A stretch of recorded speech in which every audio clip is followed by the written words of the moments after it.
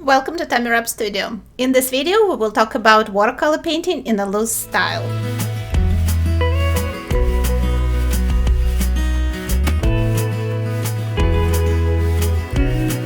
The style is very popular among watercolor artists and art lovers, but it can be a little tricky to achieve. My first video on that subject, when I painted a branch of Spirea japonica, where I revealed some secrets that helped me to learn to paint in that style, got a lot of positive feedback, so I thought I'll continue this conversation with my viewers. And this time we will talk about 4 misconceptions that are associated with a loose style of painting, and we will try to set the record straight, so to say.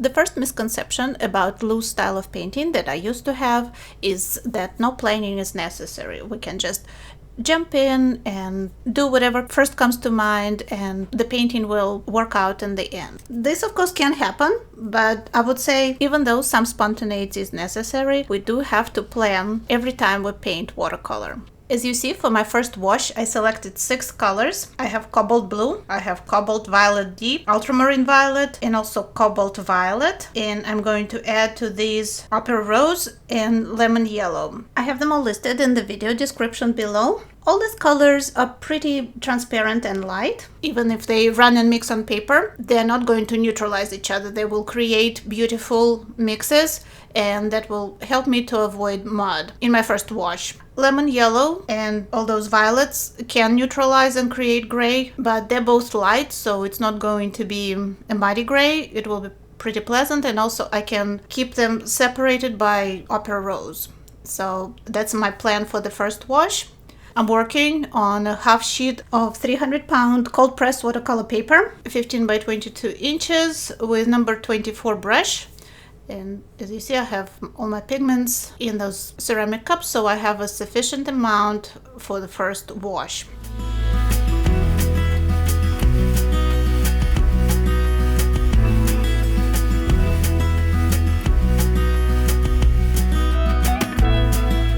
I'm helping my pigments to run and mix by first of all having my drawing board at about 15-degree angle, but also I have a dry soft brush and I can kind of guide my watercolor and distribute it on paper a little bit better.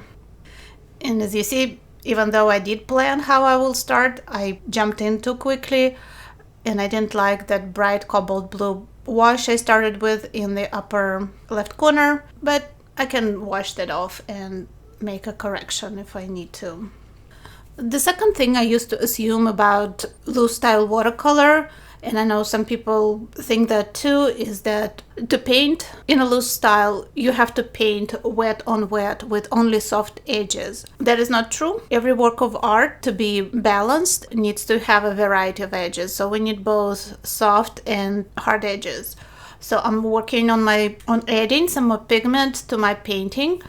My paper is still wet, so I am working wet on wet, but after this layer, after I add some pigment in certain areas and start creating something resembling those clusters of lilacs, I will let everything dry and I will add some hard edges, a little more definition to my flowers. First of all, to tell the viewers what kind of flower it is, but of course not painting every single flower in each cluster, so I can retain some of those beautifully textured areas where paint mixed by itself.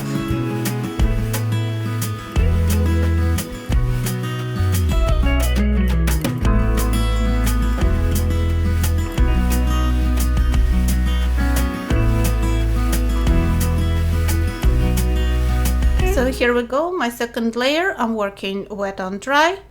And I am adding a little bit definition to my flowers with a smaller brush. So I'm starting to create that variety of edges.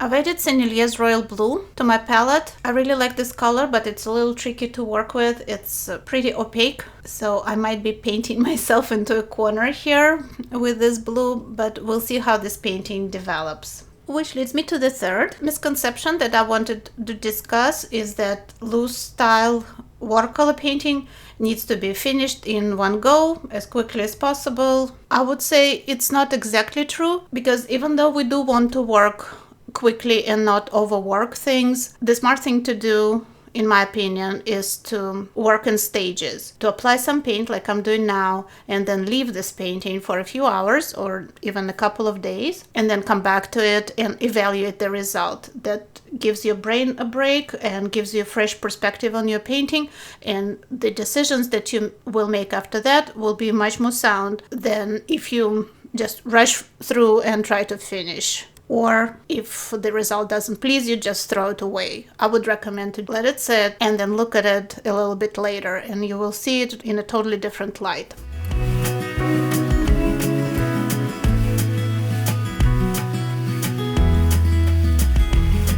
So I left this painting for a couple days. I really didn't like it when I finished because of its bright kind of candy colors.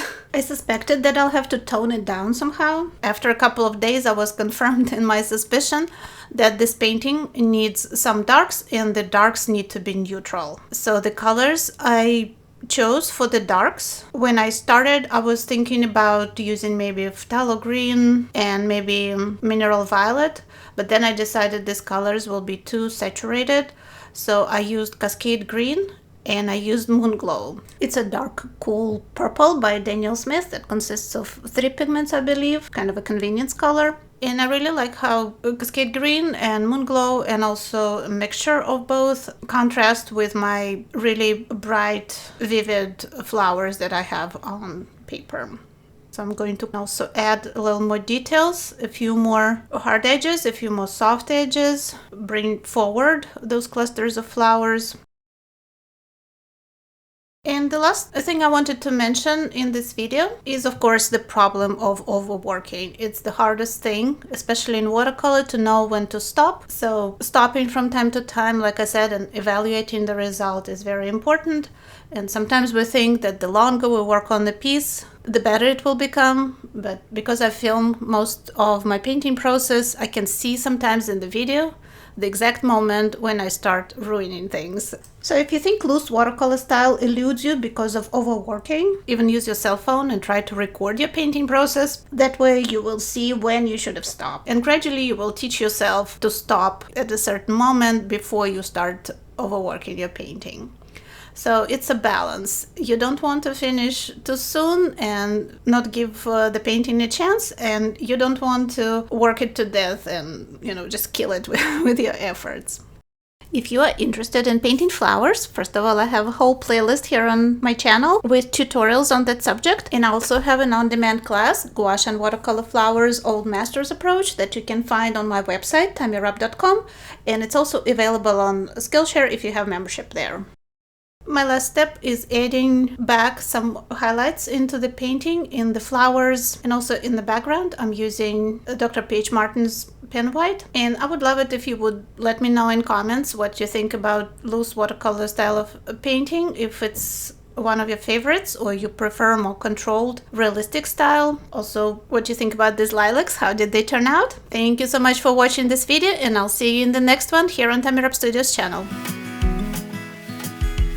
Help other artists to see this video by liking or sharing it. To see future videos, subscribe and click the bell button to be notified when they're published. Thanks again and stay creative!